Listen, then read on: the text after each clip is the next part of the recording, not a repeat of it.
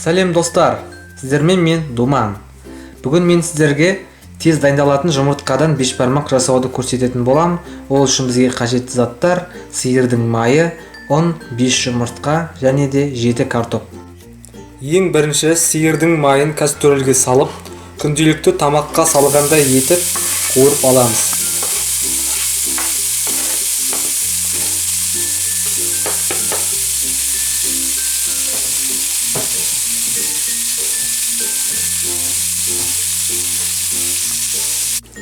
Майды жақсылап қуырып алғаннан кейін үстіне су құйып қайнатамыз.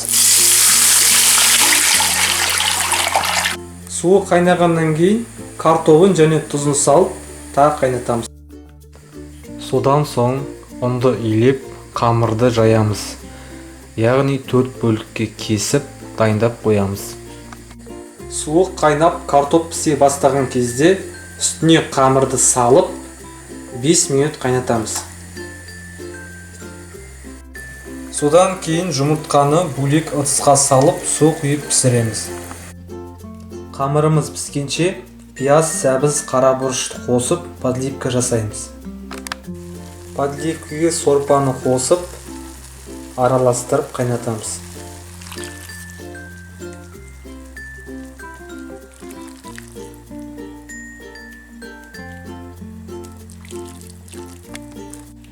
Қамырымыз піскеннен кейін ыдысқа түсіріп аламыз.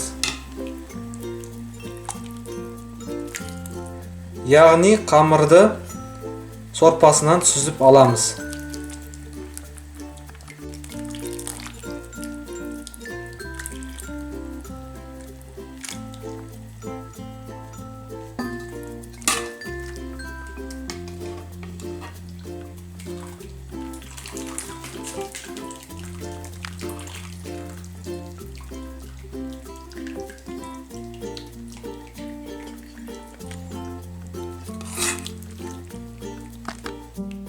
Мінекей біздің суға піскен жұмыртқамыз да дайын болды.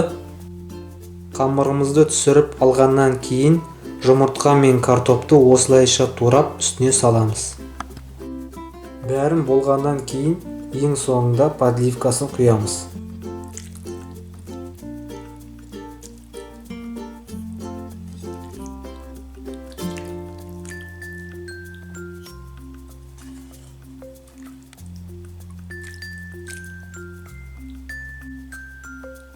Ал достар, жұмыртқадан жасалған бешбармағымыз дайын болды.